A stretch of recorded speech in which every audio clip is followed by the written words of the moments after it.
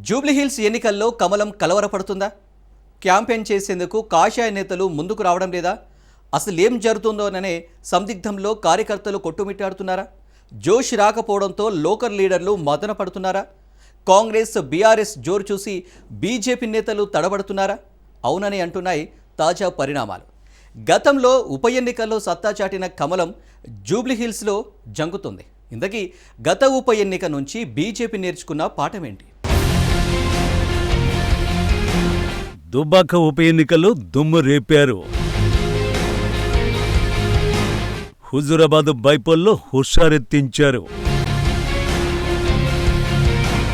ఎన్నికలు ఎప్పుడొచ్చినా భయపడేదే లేదంటారు కమలనాథులు. అలాంటి కాషాయ నేతలు ఇప్పుడు జూబ్లీహిల్స్ లో జంకుతున్నట్టు కనిపిస్తోంది. ఎవరికి వారే యమునా తీరే అన్నట్లుగా వ్యవహరిస్తున్నారు నేతలు. బీహార్ అసెంబ్లీ ఎన్నికలతో పాటు తెలంగాణలో జరుగుతున్న ఏకైక ఉప ఎన్నిక జూబ్లీహిల్స్. దీంతో ఆదిలాబాద్ నుంచి మహబూబ్నగర్ వరకు, మెదక్ నుంచి ఖమ్మం వరకు అందరి దృష్టి ఆ అసెంబ్లీపైనే పడింది. ఉప ఎన్నికలు గెలుపు కోసం ఢీ అంటే ఢీ అంటున్నారు కాంగ్రెస్ బీఆర్ఎస్ పార్టీలు. రోజురోజుకు ప్రచారంతో హీటెక్కిస్తున్నారు. ఇదిలా ఉంటే యుద్ధక్షేత్రంలో కాషాయ దళం ఎక్కడా అనే అనుమానాలు ఓటర్లలో వ్యక్తమవుతున్నాయి. బీజేపీ శ్రేణులు మనసు పెట్టి ప్రచారం చేయడం లేదట. ఏదో తూతూ మంత్రంగా ప్రచారం చేయడం తప్ప ఎక్కడా కూడా ఓటర్లను కన్విన్స్ చేసే ప్రయత్నం చేయడం లేదట.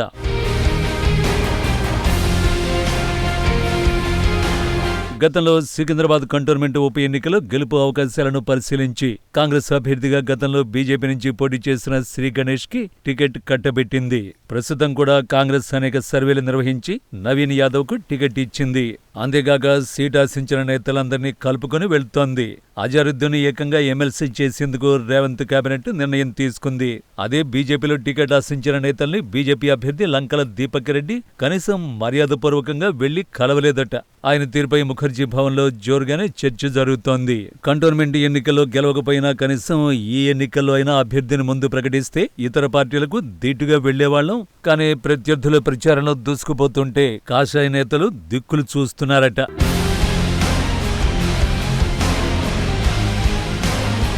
ఇప్పుడు ప్రచారం మొదలు పెడితే ప్రత్యర్థులను రీచ్ అవుతామా అనే సందేహాలు బీజేపీ శ్రేణుల్లో కలుగుతున్నాయి. అలాగే ఎవరిపై ఏ విమర్శనాస్త్రాలు సాధించాలో తెలియక తికమకలో పడుతున్నారట కాషాయ్ కార్యకర్తలు. బీజేపీ అభ్యర్థితో సంబంధం లేకుండా ప్రచారం మొత్తం ప్రధాని మోడీ ఫేమ్తో చేయొచ్చని కొందరు భావించారు. కానీ అభ్యర్థి వచ్చిన తర్వాత కూడా ఎక్కడ కూడా ప్రచారం ఊపందుకోలేదు.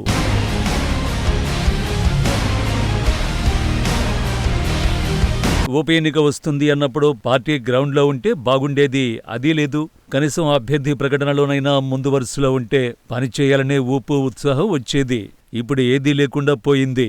కనీసం ఇప్పటికైనా కిషన్ రెడ్డి చొరవ తీసుకుని పట్టుదలతో పనిచేయాలంటున్నారు బీజేపీ కార్యకర్తలు. తీరు మార్చుకోకపోతే చేదు ఫలితం రుచి చూడక తప్పదని లోపల గుసగుసలాడుతున్నారు. అడపాదడపా ప్రచారానికి వెళుతున్న కాషాయ నేతలు కూడా మనసు పెట్టి ప్రచారం చేయడం లేదట. కీలక నేతలు బండి సంజయ్, ఈటెల రాజేందర్, ధర్మపురి అరవింద్ లాంటి నేతలు ప్రచారం చేస్తే ఓటర్ల మూడు చేంజ్ అవ్వచ్చనే చర్చ జరుగుతోంది. కానీ వాళ్లు కూడా బాధ్యతలు అప్పగిస్తే చూద్దామన్నట్టు ఉన్నారట. మొత్తానికి ఏం చేయాలో దిక్కుతోచగా నారాజవుతున్నారట.